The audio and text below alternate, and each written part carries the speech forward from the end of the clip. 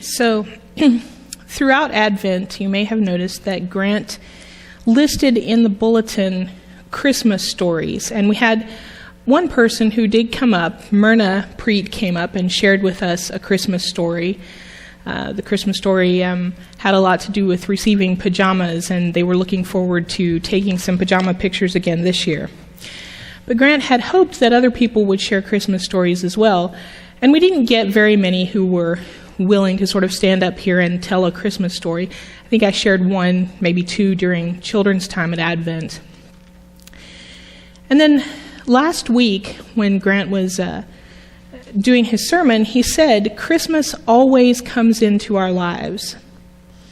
And I had prepared a sermon for today. I knew, as we were planning all of the month of December, I knew that Grant would be away this week, so I had plenty of time to do it. But I had been sort of thinking about sharing a Christmas story instead of writing a sermon. I couldn't decide which I was going to do. And then last week when he was preaching, he said, Christmas always comes into our lives. And that sort of settled it for me. I thought, you know what? I'm going to tell the last Christmas story because it's the 11th day of Christmas. It's still Christmas. It's over tomorrow. For those of you who thought it was already over, no, it's not yet. There's one more day left to go, so you still have a big dinner to cook tomorrow night. Or not, if you don't want. But on the 11th day of Christmas, I thought, you know, one more Christmas story because I have a good one to tell. And just in case you didn't take Grant's word for it last week, that Christmas always comes into our lives, I want to back him up and say, yes, it does. It really does. So I'm going to tell you a story that affected me so much that I actually wrote it down in 2007 or 8 and published it online at a Christian website. And the story that I wrote then, I put a title on it, and it was No Room at the Inn, 3 Wise Men and a Miracle, Christmas Eve, 1991. So I'm going to tell you this story. I didn't print it out and bring it because then I would just stand here and read it, and that's boring. Before I start it, though, I just want to point out that even in our scripture, Christmas always begins in kind of a bad place. I mean, there was an unexpected pregnancy. There was a long journey that had to be made, not by choice, but by requirement. And there was no place to stay. There was no comfort. And Christmas stories, I think, since I've had a long time to think about it, always begin badly. That's what makes Christmas so important. So my story, like the one in the Bible, like I think maybe most Christmas stories, begins badly. Don't get caught there. Listen to the whole story. Listen for Christmas to come into it. And try to think, as you're hearing the story that I tell, think about your own Christmas story. Think about the time when Christmas, or the times when Christmas truly, really has come into your life in an unexpected way. And hopefully, my hope is that, 1, you'll really believe that this happens. And 2, next year, when Grant asks for people to tell Christmas stories during Advent, maybe you'll have had some time to think about it, and maybe more of you will have a Christmas story that you think about and go, hey, that's a good story, I do want to share that. Because Christmas always comes into our lives. So Christmas Eve, 1991. 1991 was a very important year for me. It was huge. My daughter Emily was born in January of that year. So coming up to Christmas, she was 11 months old. Just prior to her birth, my husband, her father, left us. So when she was born, I was alone. And through the year, I received my divorce papers from him. So we were looking at our first Christmas together, her first Christmas in the world, alone. I was struggling to try to finish my university degree and working full-time. We didn't have much money, but we were keeping a roof over our head, and there was a baby. So it was a joyful year, but also a very difficult year. There was a lot of struggle in it, but we were okay. I was really, really looking forward to Christmas that year because the whole family would be gathering at my grandparents' house. And you've heard a little bit about my grandfather who made us decorate the tree with one icicle at a time. It was that house. But that was a great, wonderful place to be during Christmas because there were so many people and a perfect Christmas tree. There were always presents, there was always singing, there was always my grandmother was a wonderful cook, always lots and lots of food. And I couldn't think of a place that I would rather be at Christmas. And then to take Emily on her first Christmas, I knew it would be special. And I knew, regardless of however difficult and boring our everyday lives might be together, that would be really, really special. So I was excited and I was looking forward to Christmas. And then 2 days before Christmas, on the 23rd, my car broke down. My alternator went out. There was no place open where I could have it fixed. And I didn't have the money to have a new alternator put on anyway. I was going to have to wait till the end of the month, till I got my paycheck. So that was a problem. My grandparents lived across the mountain, 2 hours away from where I lived. And the whole family would be coming from different places, but no one lived near me. I wasn't on the way for anyone to pick up. So I was a bit worried about that. I went to bed that night and I thought, well, I'll call in the morning and I'll talk someone into driving over the mountain to pick me up. So I went to bed on the 23rd, kind of thinking that there was a problem, but not terribly worried about it because it was Christmas. I got up early on Christmas Eve and I phoned over to my grandmother's house and one of my cousins answered the phone. I said, put my mom on. And I explained to Mom, car is broken down.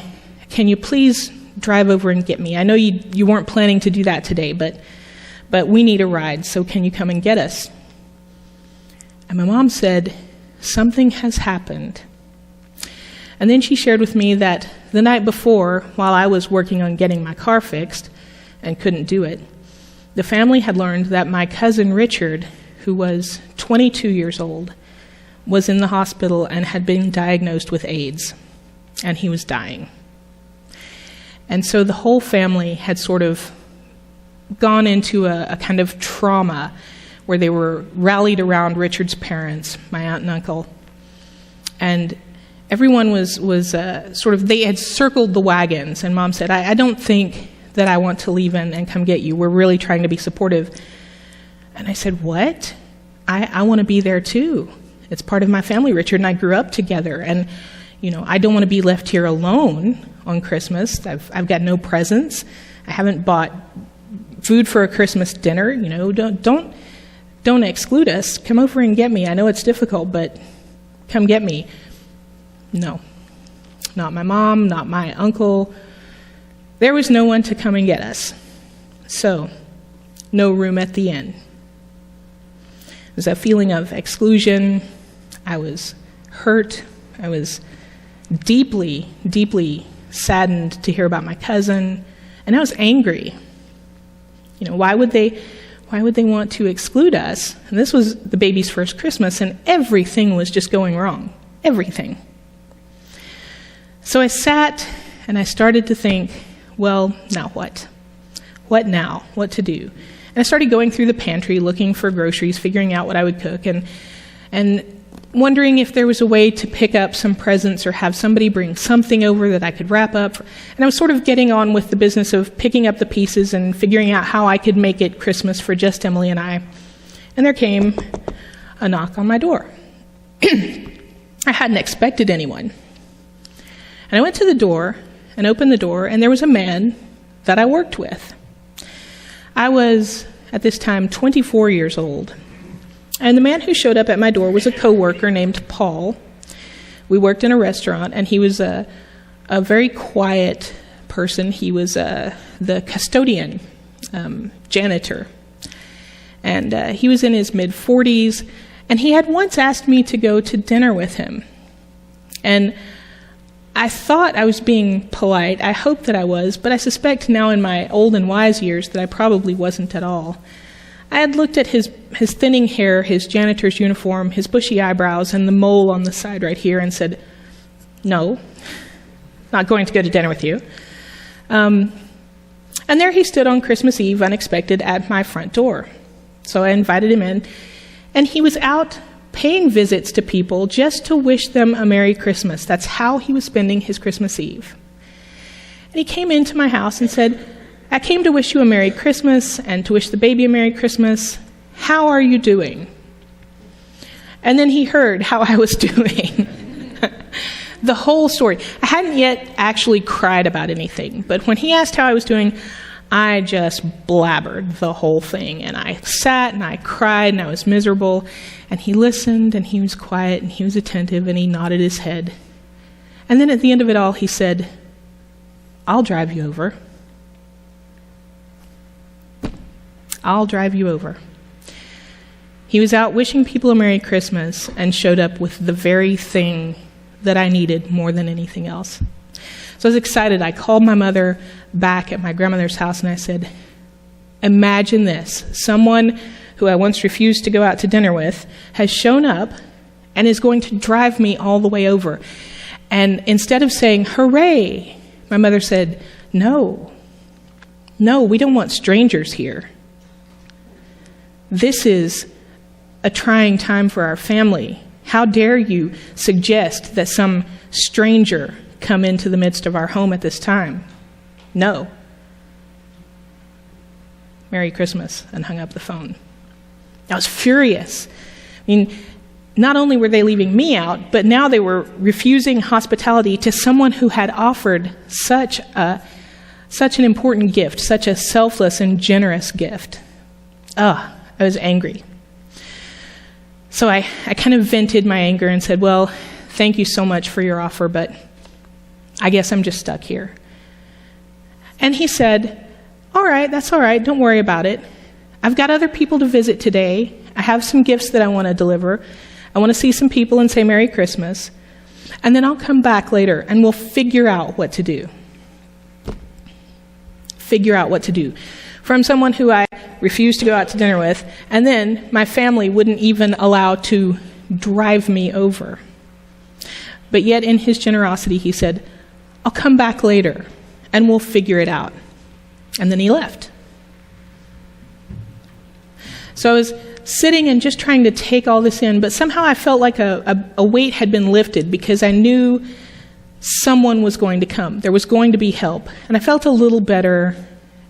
And I just sort of sat back and was trying to take all this in. Another knock at the door, unexpected. And I thought, well, this is too early for him to be back. It was just an hour later or so. And I went to the door. It was another coworker, a young woman named Trish, who on a few occasions had babysat for me when I was taking an extra shift. And her little sister Megan, who was 8 years old. And they loved to babysit Emily. And they loved to play with her. Megan especially loved to play with her. And they came bearing gifts. They had packages wrapped up with paper and bows, toys, presents for the baby. And they came in, they said, do you mind? Do you have free time? I was like, nothing but. So they came in, and I made hot chocolate, and the baby had presents, and she opened them, and there was paper, and we stuck bows on her, and we took pictures, and we played with the toys, and we had fellowship and gifts. And it was amazing, and I thought to myself at that time, I would never have known about the generosity of all these people around me if my car worked. So I was starting to feel quite a bit better, and I knew that Paul was going to come back and we would figure something out, and everything would be okay.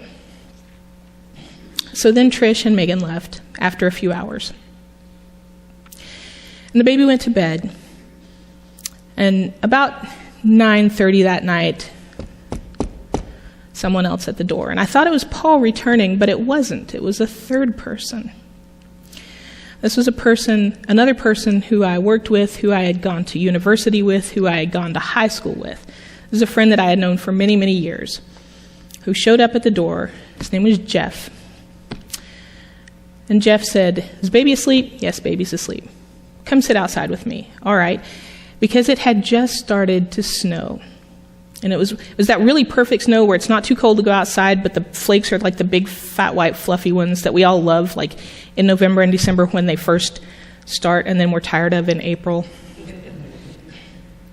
We went outside, and he said, "How's your Christmas going?" And by 9 o'clock that night, I had a completely different version of how Christmas was going than I had at noon. And I said, "You're the third person who's come." And he pointed up in the sky, and he said, "You see that star?" I said, "Yeah." He said, "That's the one I followed to get here. And I brought you a present." "What did you bring me?" At that point, I hadn't even remembered the fact that other people besides infants get presents sometimes. I certainly wasn't thinking about myself, because it just wasn't that kind of year, and I wasn't having that kind of life. But he pulled out from his back seat a long red rose, and he gave it to me and said, "I know how hard this year's been, and I know you feel like giving up, but don't, because you're one of the most special people that I know." And with that, he was gone and went away back home to have dinner with his family or prepare for the next day. And I went inside thinking, wow, 3 visitors came that I wasn't expecting. And I was still sitting and wondering when Paul might come back, or if he had forgotten. I was just starting to think maybe he was going to forget. And the phone rang. He called and said he'd be over first thing in the morning. All right. So I went to bed. And the next morning at about 9 o'clock, Christmas morning, I got up. I saw paper and bows and toys under my Christmas tree. I remembered the people who had come the day before, and I was incredibly thankful. And then just when I was good and awake, Paul showed up at the door again. And he had this huge box with turkey and vegetables and all kinds of things for stuffing and pie and cake and all the food in the world. And he said, I was going to cook Christmas dinner for my parents this year, but they've decided to go out to eat instead, and I have nowhere to cook this food and no one to eat it with. So how about I use your kitchen? So he stayed, and we cooked a huge, huge Christmas meal, and we played with the baby and presents.